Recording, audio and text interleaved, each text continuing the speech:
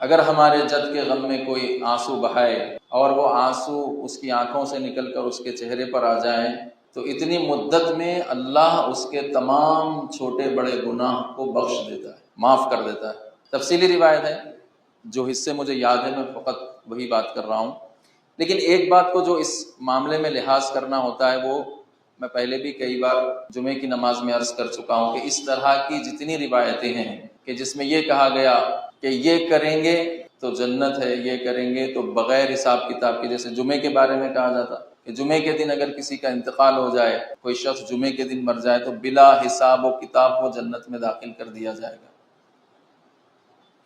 ویسے یہ روایتیں ہیں کہ جو امام حسین پر گریہ کرے گا، آنسو بہائے گا، اس پر جنت واجب ہو جائے گی۔ اس طرح کی جتنی روایتیں ہیں، اس میں ایک بات کو پہلے سے فرض کر لینا ہے، یعنی واجب سمجھ لینا ہے۔ وہ بات یہ ہے کہ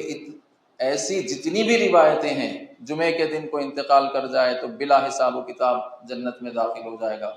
امام حسین پر کوئی گریہ کرے،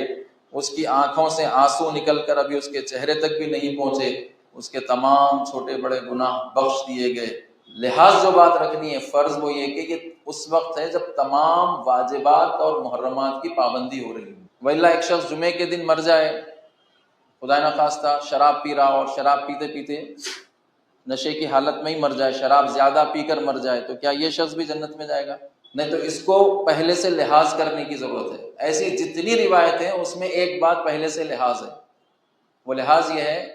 کہ وہ شخص تمام واجبات الہیہ کو انجام دے رہا ہو اور تمام محرمات الہیہ سے اجتناب کر رہا ہو۔ کیونکہ دیکھیں، صرف اس بات کو لے کر اتنا لوگوں کو لاابالی بنایا گیا، لوگوں کو عمل سے دور کیا گیا کہ عزاداری جو حیات بخش ہے، اور آج ہم دیکھ رہے ہیں اس کے اثرات پوری دنیا میں اور خاص طور پر ایران میں، لبنان میں، اور پھر امام خمینی کا یہ فرمانا کہ ماں ہرچے داریم از محرم و سفر داریم، کہ ہمارے پاس جو کچھ بھی ہے وہ عزاداری کی وجہ سے، یعنی عزاداری ہو تو پھر عزاداری جو عزادار تیار کرتی ہے، جو عزادار کی تربیت کرتی ہے، وہ عزادار ایسا ہوتا ہے کہ دنیا کی سب سے بڑی طاقت بھی اس کو اپنی جگہ سے ہلا نہیں سکتی۔ لیکن آج میں عرض کر رہا تھا جمعے کے خطبے میں کہ وہ عزاداری اس وقت یہ اثر دکھائے گی جبکہ اس کی بنیاد تقوی پر ہو۔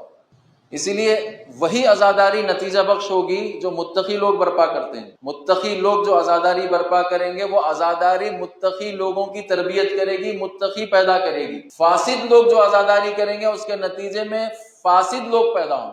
فاسد لوگ جو لوگ فاسد ہیں، پہلے سے ہی کرپٹ لوگ ہیں، کرپٹ لوگ عزاداری برپا کریں گے، اس عزاداری کا نتیجہ کرپٹ پروڈکٹ سامنے آئے گا۔ لیکن متقی لوگ جب عزاداری برپا کریں گے تو اس عزاداری کا نتیجہ متقی معاشرہ ہے، متقی سماج، جو اللہ چاہتا ہے کہ ایک متقی سماج اور متقی معاشرہ تشکیل پائے۔